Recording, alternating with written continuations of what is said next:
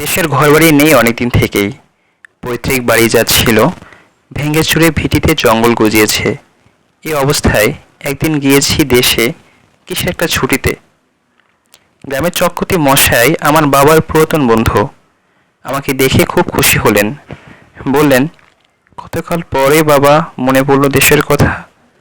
প্রণাম করে পায়ের ধুলো নিলাম। বললেন, এসো এসো, বেঁচে থাকো, দীর্ঘজীবী হও। বাড়িঘর করবে না? আগে সামান্য মাইনে পাই, তাতে কি? গ্রামের ছেলে গ্রামে বাস করবে, এতে আর সামান্য মাইনে বেশি মাইনে কি? আমি ঘর বাস দিচ্ছি, চালাঘর তুলে ফেলো, মাঝে মাঝে যাতায়াত করো। আরও অনেকে এসে ধরলো, অন্তত খড়ের ঘর ওঠাতে হবে। অনেকদিন পরে গ্রামে এসে লাগছে ভালোই। বড় আমবাগানের মধ্য দিয়ে বাজারের দিকে যাচ্ছি। আম গাছের ছায়ায় একটি বৃদ্ধার চেহারা, ডান হাতে নড়ি ঠক ঠক করতে করতে বোধহয় বাজারের দিকে চলেছে। বুড়িকে দেখেই আমি দাঁড়িয়ে গেলাম। জিজ্ঞাসা করলাম, কোথায় যাবে? বাজারে বাবা। বুড়ি আমায় ভালো না দেখতে পেয়ে কিংবা না চিনতে পেরে ডান হাত উঁচিয়ে তালু আরভাবে চোখের উপর ধরল। বলল, কে বাবা তুমি? চিনলাম না তো। চিনবে না? আমি অনেকদিন গায়ে আসিনি। তা হবে বাবা, আমি আগে তো এপাড়া ওপাড়া যাতাম আসতাম না। তিনি থাকতে অভাব ছিল না কোনো জিনিসের।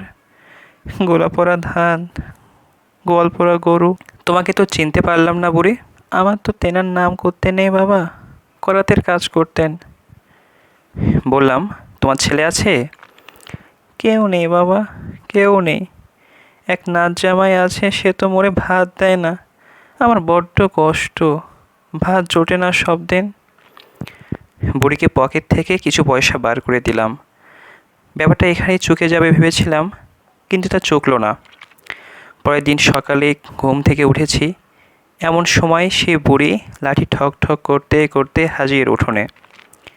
থাকে এক জ্ঞাতি খুড়োর বাড়ি। তিনি বললেন, ও হলো জমির করাতের স্ত্রী, অনেক দিন আগে মরে গিয়েছে জমির। বুড়ি উঠোনে দাঁড়িয়ে ডাকলো, ও বাবা। বোধহয় চোখে একটু কম দেখে। বললাম, এই যে আমি এখানে। আমার খুড়োমশাই বুড়িকে বুঝিয়ে দিলেন আমি কে। সে উঠোনের কাঁঠালতলায় বসে আপন মনে খুব খানিকটা বকে গেল। পরের দিন কলকাতা চলে গেলাম, ছুটি ফুরিয়ে গেল। কয়েক মাস পরে জ্যৈষ্ঠ মাসে গরমের ছুটিতে আমার নতুন তৈরি খড়ের ঘরখানাতে এসে উঠলাম। কলকাতাতে কর্মব্যস্ত এই কমাসের মধ্যে বুড়িকে একবারও মনে পড়েনি, বা এখানে এসেও মনে হঠাৎ হয়তো হতো না, যদি সে তার পরের দিনই সকালে আমার ঘরের নিচু দাওয়ায় এসে না বসে পড়তো। বললাম, কি বুড়ি, ভালো আছো? ময়লা ছেঁড়া কাপড়ের প্রান্ত থেকে গোটা কতক আম খুলে আমার সামনে মাটিতে রেখে বলল, আমার কি মরণ আছে রে বাবা? জিজ্ঞাসা করলাম, ও আম কিসের? দন্তহীন মুখে একটু হাসবার চেষ্টা করে বললে, ও গোপাল আমার, তোর জন্যে নিয়ে এলাম। গাছের আম বেশ কড়া মিষ্টি, খেয়ে দেখ এখন। বড় ভালো লাগলো। গ্রামে অনেক দিন থেকে আপনার জন কেউ নেই। একটা ঘনিষ্ঠ আদরের সম্বোধন করার লোকের দেখা পায়নি বাল্যকালে মা পিসিমা মারা যাওয়ার পর থেকে। বুড়ি বললে, খাও কোথায়? হ্যাঁ বাবা, খুড়ো মশাইয়ের বাড়ি। বেশ যত্ন করে তো ওনারা? তা করে। দুধ পাচ্ছ ভালো? ঘটি গোয়ালিনী দেয়, মন্দ না। ও বাবা, ওর দুধ অর্ধেক চল, দুধ খেতে পারছ না ভালো, সে বুঝেছি। পরের দিন সকাল হয়েছে সবে, বুড়ি দেখি উঠোনে এসে ডাকছে, ও গোপাল। বিছানা ছেড়ে উঠে পড়লাম। আরে এত সকালে কি মনে করে, হাতে কি? বৃদ্ধা হাতের নড়ি আমার দাওয়াইয়ের গায়ে ঠেস দিয়ে রেখে বলল, এক ঘটি দুধ আনলাম তোর জন্যে। সে কি, দুধ পেলে কোথায় এত সকালে? আমায় মা বলে ডাকে ওই হাজরা বেটার বউ। তারও কেউ নেই, মোর চালাঘরের পাশে ওর চালাঘর। ওরে কাল রাত্রিরে বলে রেখে দিয়েছিলাম, বলি, বউ আমার, গোপাল দুধ খেতে পায় না, তাই আজ ভোরে উঠে দেখি আমারে ডাকছে, মা ওঠো, তোমার গোপালের জন্যেই দুধ নিয়ে যাও। আচ্ছা কেন বলো তো তোমার এসব? এরকম আর কখনো এনো না। কত পয়সা দাম দিতে হবে বলো? কতটা দুধ?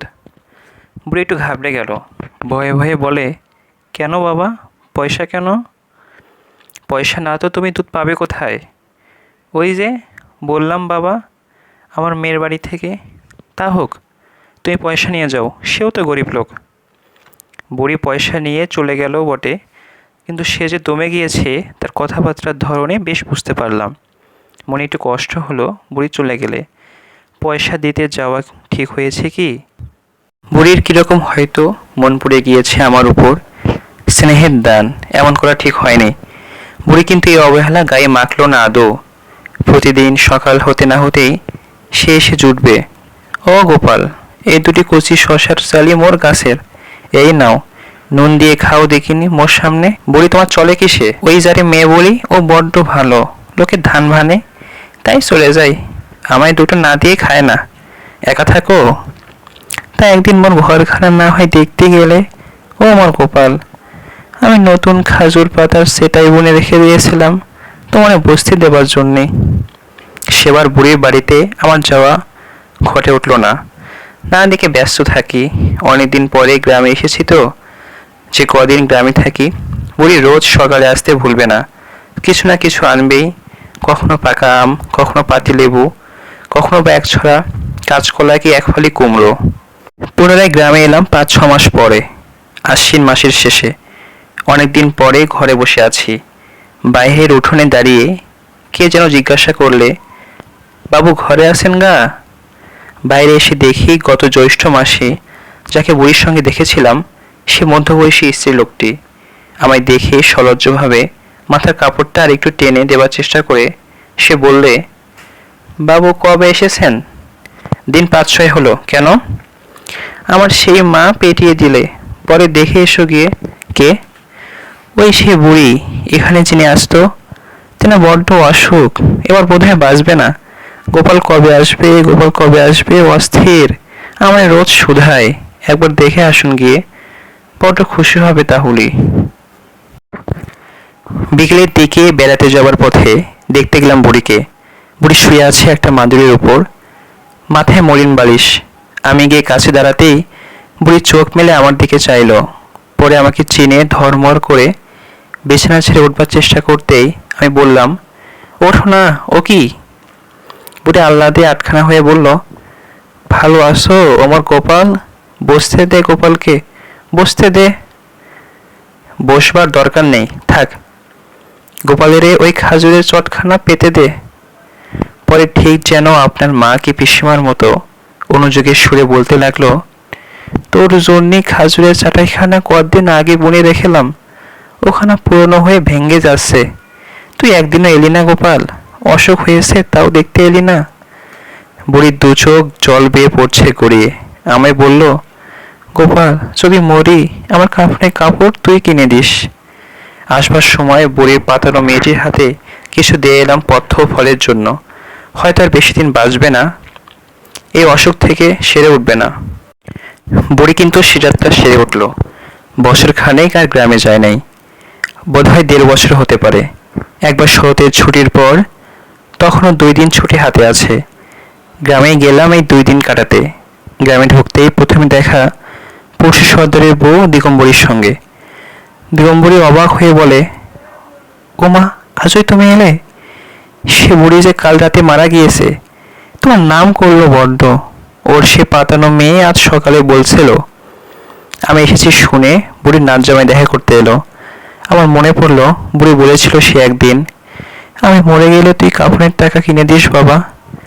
ওর স্নেহাতুর আত্মা বহুদূর থেকে আমায় আহ্বান করে এনেছে। আমার মন হয়তো ওর ডাক এবার আর তাচ্ছিল্য করতে পারেনি। কাপড় কেনবার টাকা দিলাম।